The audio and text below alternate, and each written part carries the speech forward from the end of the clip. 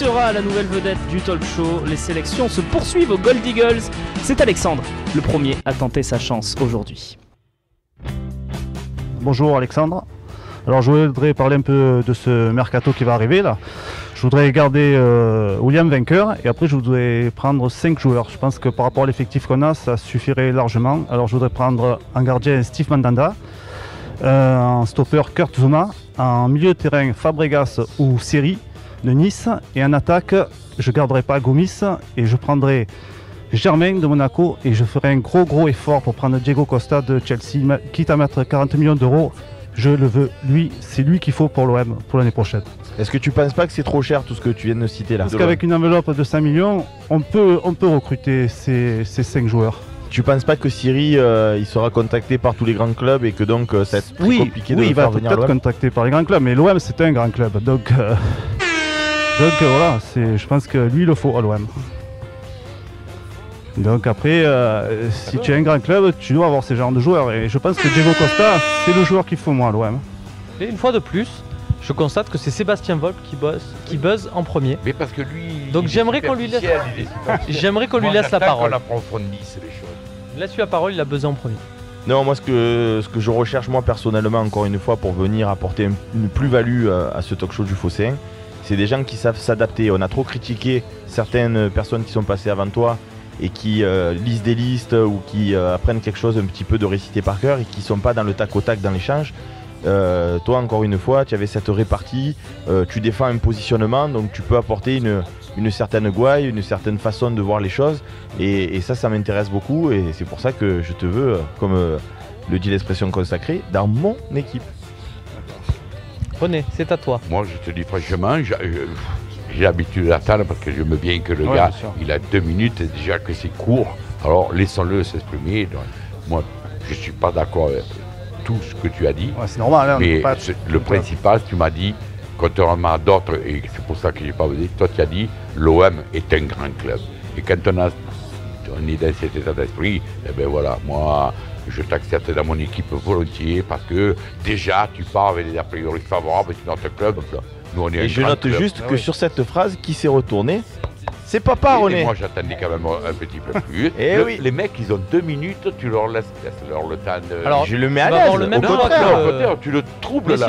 Messieurs, s'il vous plaît, on a un timing à respecter. Tu vas avoir un choix un peu comme Diego Costa, tu vois. Diego Costa il a le choix entre le challenge sportif, Atlético Madrid, la Ligue des Champions, ou le challenge financier avec la Chine et des milliards. Toi c'est un peu pareil, tu as le challenge Sébastien Volpe et le challenge René Malville. À toi de choisir. Cette personne parce qu'il s'est retourné la première. Le premier. Voilà. Cette personne, c'est Sébastien Volpe. C'est-à-dire que la rapidité. Mon métier me porte tort en fait. Parce que moi je laisse le temps aux gens et du coup ça me porte tort. Voilà. Ah, mais après, voilà, c'est une question de feeling. C'est la confiance. Non, allez. Il n'y a pas de souci. Voilà, j'ai fait ce choix-là. Non, je déconne. Il n'y a pas de problème. Merci de la confiance. Pas de problème. Pas de problème. Comment ça s'est passé l'audition? Raconte-moi un peu, qui s'est retourné, à quel moment, sur quelle phrase? Au début ça s'est bien passé, c'était le début, bon, toujours un peu stressé, c'est un peu impressionnant, mais après j'ai commencé à parler et à un moment j'ai sorti une phrase qui a plu à... Quelle phrase? L'OM est un grand club. Et Sébastien il s'est de suite retourné. Qu'est-ce que tu fais dans la vie, Alexandre? Je suis prothésiste dentaire. Voilà, je fais des dents tous les jours. Tu fais des dents. Voilà. Et tu viens d'où? D'Aubagne. Aubagne, voilà, c'est pas très loin du Gold Eagles. En tout cas, on te souhaite bonne chance, tu intègres officiellement le Team Volpe et ça continue avec de nouveaux candidats. Alors lui, 3 et 2.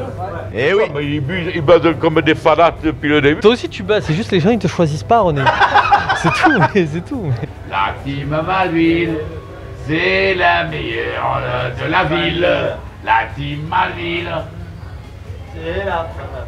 je ne te sens pas motivé. Allez René, on se concentre. Un nouveau candidat se présente derrière vous, messieurs. René Malville. Le mec il va monter, il va dire oh putain, c'est eux qui vont me choisir. Ah, il est là.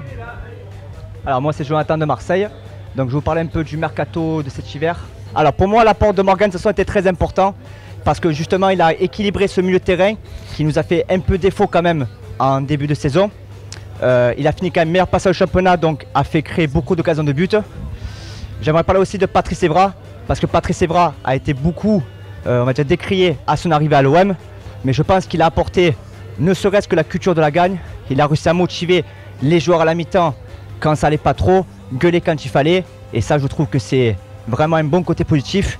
Il a su clôturer ce côté gauche qui nous a vraiment fait du mal en première partie de saison. Ensuite, j'ai parlé aussi de Dimitri Payet, parce que Dimitri Payet, il avait une grosse pression quand même sur lui en arrivant avec un gros transfert, le plus gros transfert de l'OM. Il a su vraiment apporter sa touche technique, à faire créer des occasions de but. Et j'aimerais parler aussi de Grégory Sartic, qui a vraiment été très critiqué à son arrivée. Et je pense que surtout, il a fait du bien dans le remplacement. Il a fait du bien surtout dans la défense quand Rolando était blessé, quand Fanny était blessé. Il nous a apporté vraiment un peps défensif. Quand William Vainqueur était suspendu, il a soutenu son rôle au milieu de terrain défensif. Et rien que pour ça, je trouve que ça a été pour moi l'une des révélations en seconde partie de saison. J'espère que maintenant, on va avoir l'ambition d'aller plus loin. Mais il ne faut pas être non plus, faut pas croire que l'OM a 400 millions d'euros. L'OM a un bon budget, on est en train de repartir de l'avant. Et grâce à ça, il est en train de refaire vivre la passion qu'on avait un peu perdue pendant les années de la Brune. Et rien que pour ça, je voudrais remercier Jacques-Henri Hérault et Monsieur Macourte. Bien Minon. C'est moi. Dis bonjour à la caméra. Bonjour. Bravo à toi, tu seras dans l'équipe de René. Souligner le bon rendement de Grégory Sartic, j'ai envie de te dire, c'est presque un avis tranché et au final peu commun. Il a été décrié, je me souviens quand il est arrivé de Bordeaux, tout le monde disait il est pas bon, et si là, mais en attendant, quand il a remplacé Rolando et Fanny. Putain, je peux ressonner là. Il nous a fait beaucoup de bien. Quand Vainqueur a été suspendu, il a putain, été là, je ressonne. Et franchement, voilà, on fait beaucoup sur Payet. Payet était très bon, Sanson était exceptionnel. Mais Sartic, je pense qu'avec tout ce qui s'est pris dans la gueule, il a réussi à se relever, il a réussi à affronter les critiques. Franchement, Mino. Garde-en sous la semelle. Arrête. Sinon, je sais pas ta situation conjugale, mais ça va devenir compliqué si tu en fais trop là avec René. Il va vouloir repartir avec toi, donc. Papa, non, mais je suis pas un homme facile de toute façon. Et puis entre Marseillais, on se comprend entre Marseillais, il n'y a pas de problème. Et toi, qu'est-ce que tu as à dire? Moi j'adore l'accent. Ah je suis un vrai Marseillais. Non mais honnêtement l'accent, c'est vrai. Mais voilà, moi tu me parles, les gens, parce que c'est vrai, il y en a qui ont critiqué Sartic, il y en a qui ont critiqué Vainqueur ici et là. Alors que si on est quand même 5e, c'est grâce à des gens comme ça. C'est pas une minute là, Hérolé. Non mais c'était un soldat, moi je comprends ce que c'était un soldat. Non mais tu es à moi toi, allez. Vous voyez ces marches, c'est en haut de ces marches que tout se passe pour les candidats. Là, ça vient de buzzer pour Jonathan. On va le voir arriver, voilà, Jonathan qui vient d'être récupéré par René. Jonathan, grand sourire, hein, là. Et Jonathan, il a une sacrée histoire. Viens avec moi, Jonathan. Je ne sais pas si vous vous en souvenez, si vous êtes un grand fan du Phocéen, forcément. Tu avais participé à la saison 1 et ça avait été difficile à encaisser, quoi. Tu n'avais pas été retenu par le jury. René, à l'époque, il m'a mis un carton rouge. Et là, c'est le seul qui s'est retourné, qui a vraiment été avec enthousiaste. Il est vraiment content que je sois avec lui. Donc, comme quoi, les gens échangent. Même moi, peut-être dans mon discours, peut-être été meilleur aussi. J'ai sûrement été meilleur, je pense. L'OM, comme je dis, c'est vraiment ma vie, l'OM. Je vis que pour l'OM. Le matin, je me lève avec l'OM, je me couche avec l'OM. Ma femme est bouffe de l'OM 24/24. Ça va, elle le vit bien? Elle le vit très bien. De toute façon, elle n'a pas le choix. De l'OM aussi. Elle n'a pas le choix. Les enfants, ils bouffent de l'OM. Voilà, quoi qu'il arrive, l'OM, c'est notre passion, quoi. On est vraiment heureux de t'avoir avec nous. Pour cette saison 2, on continue les auditions de la Talk Academy.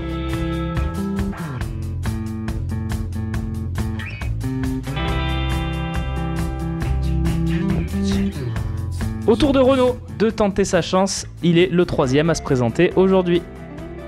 Bonjour, moi c'est Renaud. Voilà, je vais essayer de vous expliquer ou vous convaincre, je sais pas, sur les bienfaits de la nouvelle direction. Et pour moi, elle a tout bon depuis le début. Donc, au départ, nouveau directeur sportif de renom qui vient notamment du Barça. Donc grosse vue sur toute l'Europe, donc ça c'est super important. Ensuite rapidement ils ont engagé Rudy Garcia, donc c'était un entraîneur français, c'est important aussi je pense. Ensuite un mercato hivernal très important. On sait que le mercato hivernal c'est difficile aussi pour recruter des joueurs. Après, on a fait on a enfin dégagé Adidas, qui pour moi est une bonne chose. C'était trop estampillé Louis Dreyfus. Et voilà, donc en gros, c'est globalement, je pense que sur tous ces points-là, la nouvelle direction a réussi à changer les choses, à partir de zéro, à être stable. Et pour ça, pour moi, elle a vraiment réussi à voir maintenant dans le futur ce qui va se passer. Mais pour moi, c'est du tout bon. Voilà. Ça ne l'a pas fait pour Renaud qui, au contraire d'Alexandre et Jonathan, n'a pas été retenu par le jury. 3 candidats donc dans chacune des 3 équipes. Il en faut 6 pour compléter ces équipes. Nous sommes donc à mi-compétition. A très vite pour un nouvel épisode.